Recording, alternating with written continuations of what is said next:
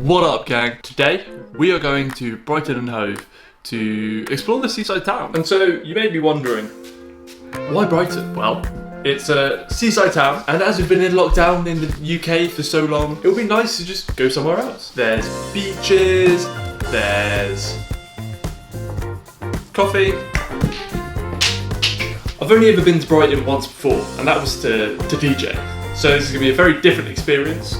And hopefully I can remember slightly more of it. And yeah, so let's go take some photos.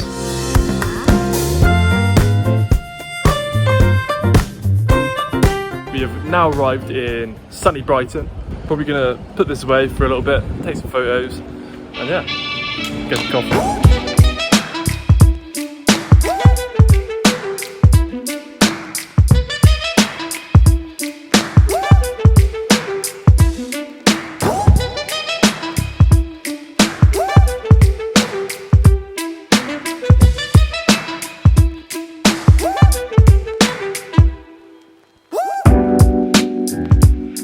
Currently hoping that it gets slightly sunnier. I've heard everything's very grey, very flat, which means that the images so far haven't been particularly exciting, but maybe it's me, maybe I need to switch it up a bit.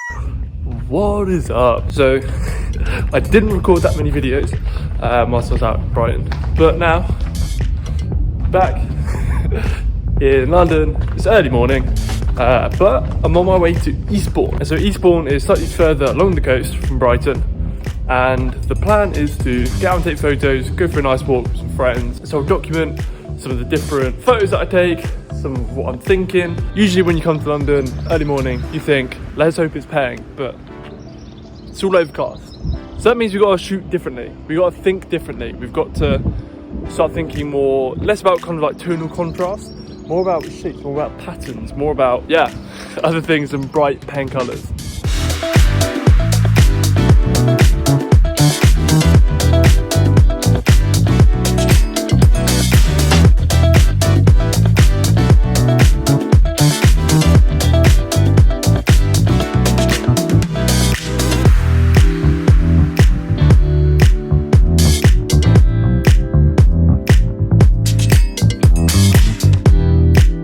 Another reason why sunrise is so much better than sunset, I have the entirety of South Bank to myself, and that is beautiful. How often do you have a spot that's this picturesque that is completely dead? I've seen 3 photographers, that's it. Isn't it amazing just how many cakes people are making, especially down by South Bank? It's incredible. You'd have thought they wouldn't be able to do it, but somehow they've managed to make loads of cake. Some dickheads have pushed us over.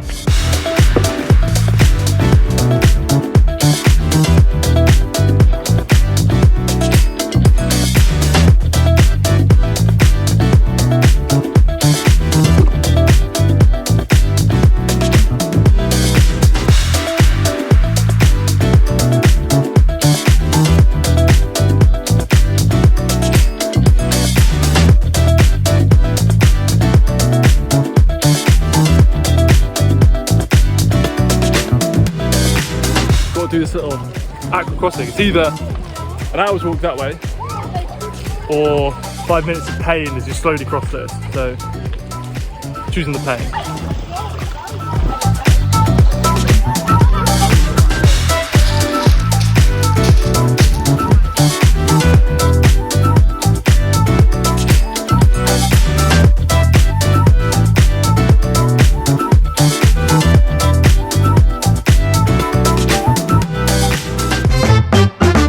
We are back. It's another new day. Got another client shoot, so I've got full rucksack again, and this time a large coffee because you got to treat yourself. Yeah, again, it was supposed to be sunny. But yeah, for some reason it is deciding to not be particularly nice. So, more of the same, I think. Shoot in black and white, keep that total contrast. When the light becomes nice, then we'll flip around, start getting some colour in. So we're going to shoot here until about 10. And then, actually, I'm going to go this way. I'm going to go towards the London Eye, because I haven't been there for a while.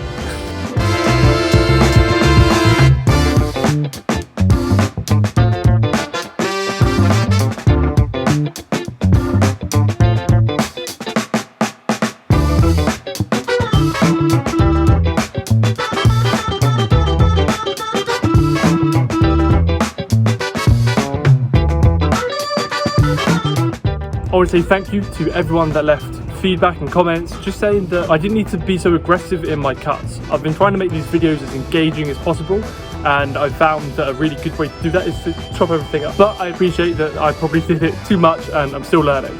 So thank you.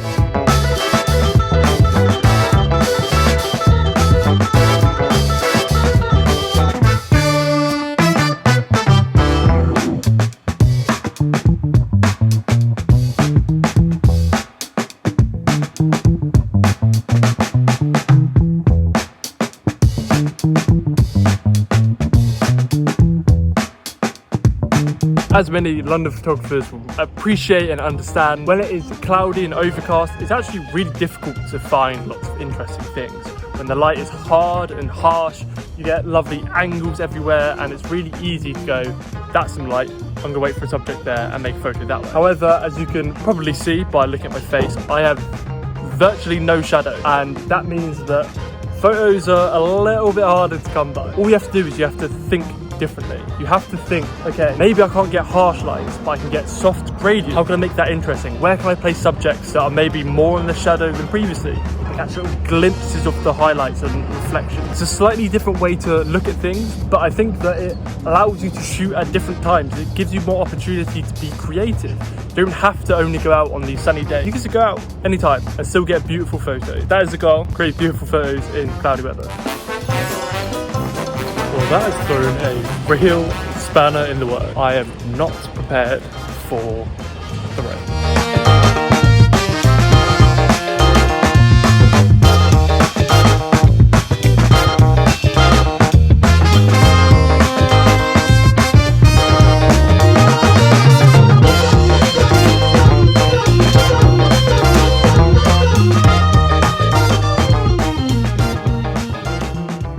So here's a really bold statement. I think that if you shoot in black and white for an extended period of time, it makes you a better photographer. And so hear me out on this. I said this before in a previous video. By shooting in black and white, you become so much more aware of tonality and contrast. And contrast is, in my opinion, probably, other than maybe composition, it's probably the most important thing in making a photo look good or make a photo have no purpose, right? And so contrast, when you really start to understand it and develop that skill, you then start becoming like a high tier photographer. That's how I see it, and it's still a journey that I think that I'm on. I'm by no means perfect at all. And so if you are really trying to become a better photographer and you really want to focus on improving the craft, shoot in black and white, go out on grey boring days. You will learn so much more than if you always go out when the weather's beautiful.